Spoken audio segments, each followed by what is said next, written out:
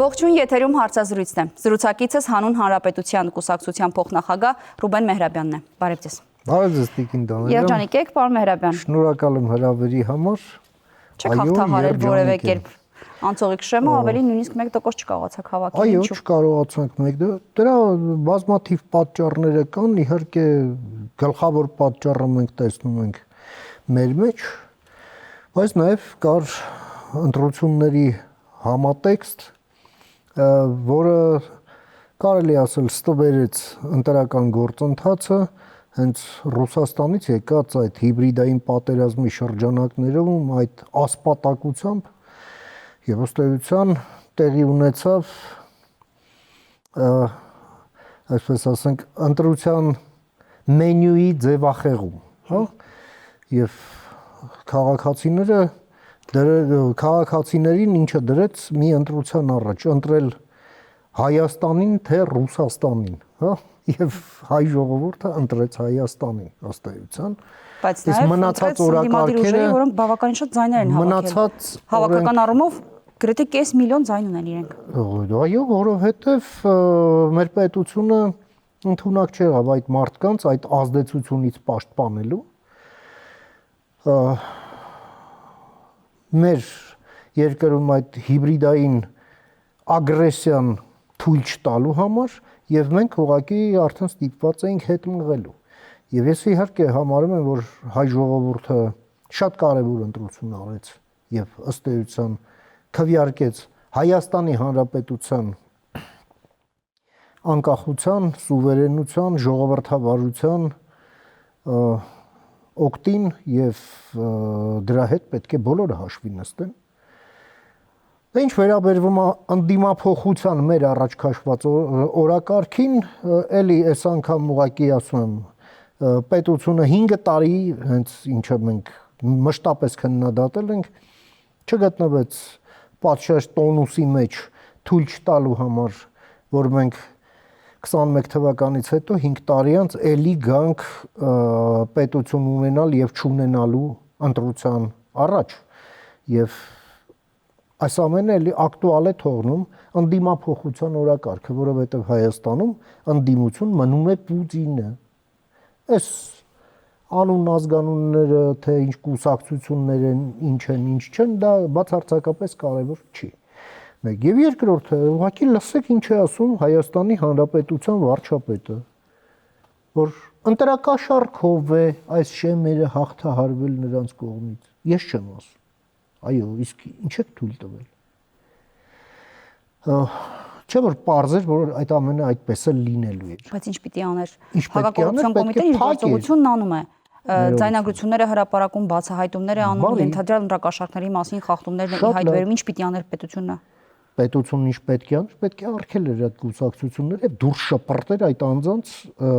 դրանց ղեկավարներին ընդհանրապես արգելք դներ քաղաքականությամբ զբաղվել։ Ժողովրդավար պետություն ենք։ Ժողովրդավարության համար ժողովրդավարությունը պետք է լինի բռունցքներով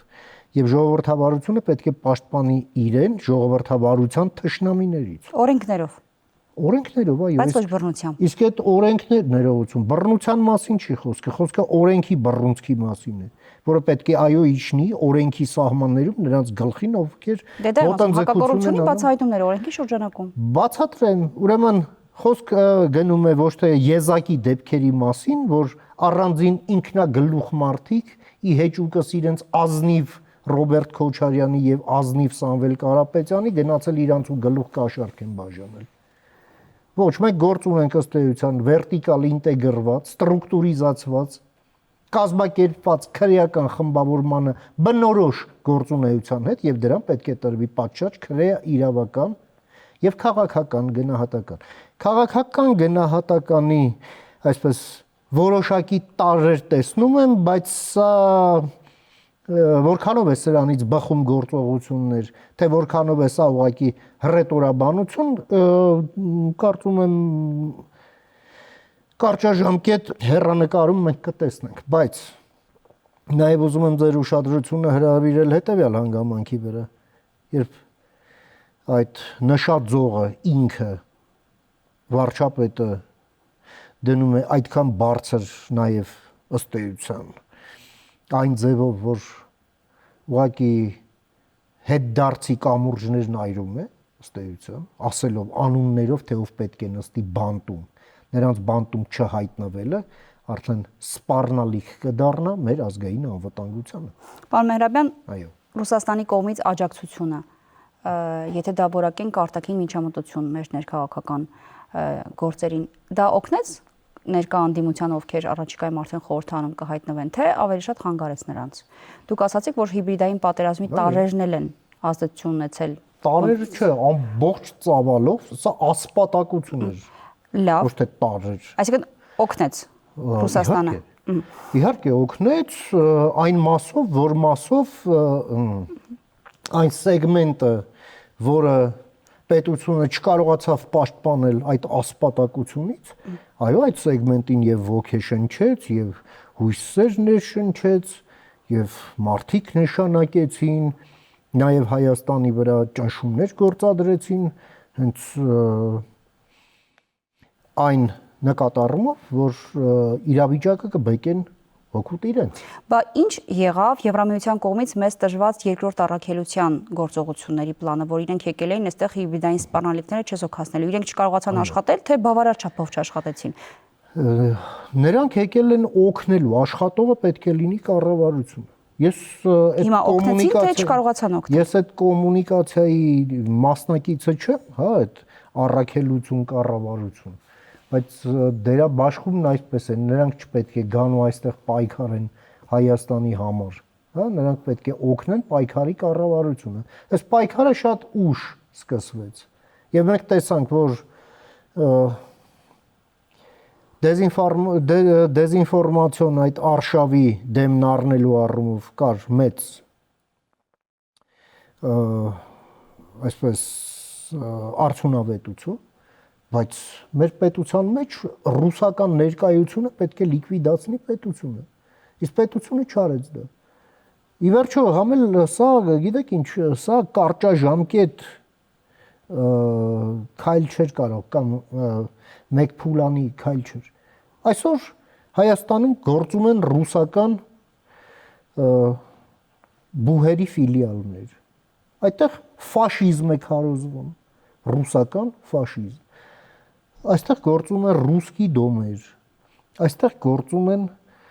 Россотрудничество, այստեղ գործում են, չգիտեմ, ռուսական գրքի տներ, ռուսական դրոշներ թափ տալով։ Այստեղ, ել չեմ ասում, ռուսական դեսպանության հովանու ներքո, հենց այդ տանիքի տակ, ռուսական բոլոր հատուկ ծառայությունների ռեզիդենտներն են նստած, որոնց անուն ազգանունն էլ հրապարակված է։ Պետությունը այդ եվրոդիտոր ներողություն այդ առաքելությունը չի, որ նրանց պետք է վտարի Հայաստանից։ Նրանց պետք է վտարի Հայաստանի Հանրապետությունը։ Նա դեսպանն էլ նոր է եկել եւ սկսել է զբաղվել սադրանքներով։ Լավ, պարոն Մեհրաբյան, տարիներ շարունակ արևմտամետ ընկալում ունեցող քաղաքական ուժերն ու գործիչները ասել են, որ մեր հասարակությունը պատրաստ է դեպի Եվրոպական միություն կամ արևմուտք առհասարակ իր ուղին թեքելու։ Առաջիկայում ձևավորվող ազգային ժողովում տեղ են գտել այն ընդդիմադիրները, որոնք ունեն պրոռուսական ընկալում եւ նաեւ ձեր գնահատմամբ աջակցություն Ռուսաստանի կողմից։ Հիմա արդյոք սա արդարացում չէ արևմտյան ուղղվածություն ունեցող ուժերի համար, որ հենց ռուսական ուժերն են կամ պրոռուսական ընդդիմադիր ուժերն են իրենց խանգարել, որ իրենք հայտնվեն ազգային ժողովում, ներողություն։ Գուցե սա արդարացում է, գուցե արդարացում չէ, կամ գուցե ձեր առաջարկներն այնքան լավը չեն եղել, կամ ձեր առաջարկած ծրագիրը տեսլականը այնքան չի եղել, որ դուք կարողանաք թույլ չտալ, որ նրանք մուտք գործեն ազգային ժողով։ Սա մեկ հարց, եւ երկրորդը, գուցե մեզ մոտ հակառուսական տրամադրությունները, որոնք գնահատվել են, օրինակ ձեր ուժի կողմից կամ մեկ այլ պրոարևմտյան ուժի կողմից, գուցե դրանք չափազանցված են։ Տեսեք, պատասխանն այստեղ համալիր կարող է լինել։ Ես կրկնեմ, որ մենք գլխավոր պատճառը տեսնում ենք մեր մեջ, որովհետև մենք այս ուղղության, այսպես ասենք, քաղաքական դաշտի սեգմենտը լավ ձևով չէր, որ ներկայացավ հանրությանը։ Մեր կուսակցությունն արեց բոլորից ամենաշատը, որ մենք հանդես գանք կոնսոլիդացված ձևով։ Սակայն պարզվեց, որ նրանցից շատերի համար այդ միասնակաճակատը ընդունելի չի եղել։ Հայաստանի արևմտյան ուղղությամբ, հա, այս զարգացման շրջադարձի կողմնակից լինելը միայն կոնյունկտուրային բնույթի է։ Ասենք մարդիկ կան, ասում են մենք եվրոինտեգրման կողմնակից ենք Մուշալաշկերտ Արդահանով, օրինակ։ Հասկանում եք, որ ստեղ ընդհանուր բան լինել չի կարող։ Ոմանք էլ ուղղակի որոշեցին, համենայն դեպս նրանք, ովքեր Եվրաքվեի նախաձեռնության հետ մենք զինակից էինք իրար համարեցին, որ իրենք պետք է միայնակ գնան, դա իրենց որոշումն է, մեզ էլ մնում էր ոչ այլ ինչ, քան հարգել այդ որոշումը։ Այսինքն խնդիրը բաժան լինելն էր կոնկրետ դաշտի։ Եվ ոչ միայն։ Նաև այն, եթե մեր հիմա այս խոսակցությանը մի հատ, ասենք, շտապ օգնության սիրենա ստեղ միացնեն, մեր խոսակցությունը մեր ուրեմն հեռուստադիտողին ուղղակի լսելի չի լինի, էլի։ Այսինքն այստեղ հետևապես պետք է եւ աղմուկից մեկուսացում ապահովի, պատշաճ լուսավորություն, որ մեր խոսակցությունը տեղ հասնի։ Այ խոսքը դրա մասին, իսկ նրանք եկան աղմուկը, ասում եմ, ասպատակության պայմաններում, այո, շատ բան նաև լսելի չի լինում, այդ ժամանակ արդեն միայն այսպես վթարային ռեժիմով քայլերի անհրաժեշտություն առաջանում, հա, կամ հրդեհի շիջման օրակարգ։ Այո, ընդ որում հրատապ անհրաժեշտության։ Դե այդ ժամանակ էս խոսակցությունը փաստորեն էլի հանգեցրեցնում են, որ այո, ժողովուրդը տեր կանգնեց իր իշխանությանը, բայց էլի անդիմությունը հանց Պուտինին։ Իսկ դրա մասին պետք է մտածի ոչ միայն ժողովուրդը, այլև պետությունը։ Իսկ պարզ լեզվով ներկայացված ծրագիր դուք ունեիք, առաջարկում եք քաղաքացիներին, բայց աղմուկի մեջ կորավ դա։ Լեզվով մանրամասն բոլոր ոլորտներին վերաբերվող, մենք դրա թե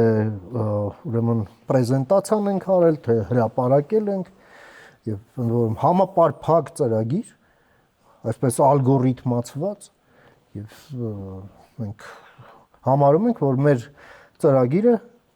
մնում է ուժի մեջ, մեր ներկայացրած առաջնահերթությունները մնում են ակտուալ, անդիմափոխությունը մնում է գերխնդիր Հայաստանի քաղաքական դաշտի եւ մեր ներքին անվտանգության համար եւ ընդ որում դրա մասին այսօր նաեւ բարձրաձայնում են թե իրավապահ մարմինները, թե այսօր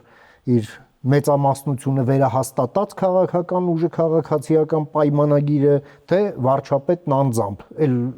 ինչի մասին է։ Իսկ հանրային տրամադրությունների ճիշտ կամ սխալ գնահատելու առումով, եթե դուք մտածում եք կամ վերլուծում եք, որ հանրային տրամադրություններն այնպիսին են, որ մարդկանց մեծ մասը հասարակության մեծ մասը ուզում է եվրոինտեգրում կամ արևմտյան ուղղություն, ապա ինչու պիտի ձայն տար պրոռուսական հասարակության մեր մեծ մասը ավելին ջախջախիչ մեծամասնությունը, այո, եվրոինտեգրման կողմնակից է եւ դա փաստ է, որը սոցիոլոգապես է հաստատված։ Ինչու դա չի արտահայտվում ընտրությունների արդյունքով նախնական։ Ընտրություններով էլ հենց արտահայտվել է։ Ընտրություններով արտահայտվել է։ Պարոն Հրապետ, այն ուժերը, որոնք եվրոինտեգրման, արևմուտքի ջատագովներ են, իրենք շեմ անգամ չեն հաղթահարել։ Արևմուտքի ջատագով չենք մենք։ Մենք Հայաստանի անկախության, ինքնիշխանության ջատագովն ենք եւ դրա երաշխիքները մենք տեսնում ենք Հայաստանի արևմուտքի հետ ինտեգրման մեջ։ Սրա մասին է խոսքը։ Առաջնահերթը ոչ թե մենք արևմուտքի ֆանատներն ենք, դրա համար ենք բանում։ Խոսքը Հայաստանի մասին է։ Եկեք ոչ թե արևմուտքը հանգիստ թողեք։ Եվ այսօր փաստորեն, եթե ժողովրդին դնում եք ընտրության առաջ Հայաստանն է ուզում թե Ռուսաստան, նա մեծ մասը այո գերադասեց Հայաստանը, սրա մասին է խոսքը։ Ես սրա համար եմ ասում, որ ընտրությունը մնում է ձևախեղված։ Եվ դրա մասին ես միայն չեմ ասում, վարչապետն էլ է ասում։ Լավ, այն ուժերը, որոնք անցել են այդքան բռնել է հակակոռուպցիոն կոմիտեն, բայց ինչքան էլ չի բռնել, բոլորի հետևից չի լարվելու, չէ՞, ինչի մասին է խոսքը, չէ՞, այն ամերիկացի գեներալ Բեն Հոջեսն էր, չէ՞ ասում։ Դուք ոչ թե ձեր վրա արձակած ամեն նետի հետևից պետք է ընկնեք, այլ նետաձիգին սատկացնեք, ճիշտ է։ Սա մեջբերում էր։ Դե սատկացրեք նետաձիգին։ Լավ, պարոն Մehrabian, նրանք ովքեր անցել են հիմա նախնական տվյալներով ազգային ժողով, ԲՀԿ-ն էլ ինքը իր վերահաշվարկների հարցով ասում է, որ անցել ենք չնայած կենտրոնական հանրական հանձնաժողովը վերջնական պատասխան չի տվել։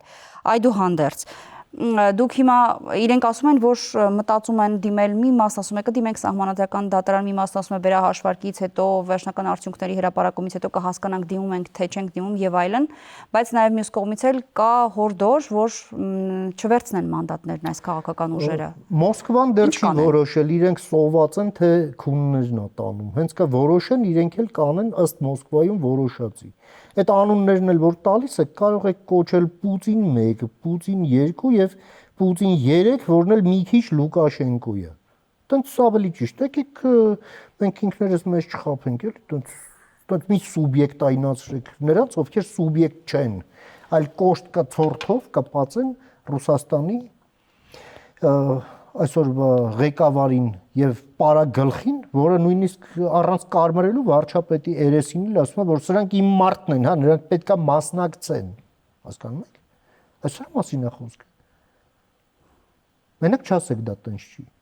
Դա կվիրավորի իմ բանականությունը։ Մանդատներ վերցնել չվերցնելու հարցը պայմանավորված է դրսից։ Այո, այնտեղ այդ միջանցքներում, չգիտեմ, ստապ կարտնանան թե ոչ այնքան ստապ։ Բայց իրենցից օրինակ Հայաստան դաշինքը ասում էր, որ կդիմի սահմանադրական դատարան, ԲՀԿ-ն վերահաշվարկ է անում։ Դե միասնության թևերն էլ, որը չի հաղթահարել, բայց իրենք էլ են վերահաշվարկ անելու, իրենք առայժմ իրավական process սկսեն։ Պահում են իրավիճակը այսպես կարճաժամկետ առումով արկախված վիճակում, ինչև այն վերջնական պաշտոնական, հա, այդ տվյալների հրապարակումը այս արկախված վիճակն էլ հենց այն stand-by սպասողական վիճակն է, որը կա Մոսկվայում։ Մոսկվայում չեն որոշել, Մոսկվայում չեն որոշել կշնորհավորեն թե չէ, ինչ կլինի, ինչ չի լինի։ Մի բան ասում է Պուտինը, մի բան то есть Պեսկովը, մի բան ասում է Զախարովան եւ այլն։ Հազար բան են ասում, այդ ամենը խոսում է մի բանի մասին, դեռ որոշում չկա։ Լավ։ Որոշում կլինի, որոշումը որ կլինի, այստեղ էլ հետընտրական զարգացումներ դուք պատկերացնում եք, սպասում եք, այո։ Չէ, ես չեմ պատկերացնում, փորձեր չեմ բացառում, որ ոմանք գուցե փորձեն, այն ատամով փորձեն, տեսնենք կտրի թե չէ, բայց որպես հեռանկարային, հա, ասենք նման փորձերը ես ուղղակի կատեգորիկ կերպով չեմ համարում, որովհետև հանրային տրամադրությունները այդպիսինը չեն։ Հա, նրանք որ հիմք ստեղծեն այդ փողոցային զարգացումների համար։ Հետևաբար ես շատ հանդարտ մթնոլորտ եմ կանխատեսում ըստ այդմ,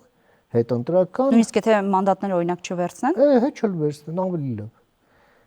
Ավելի լավ։ Այդ ժամանակ մենք եթե հիմա կարող ենք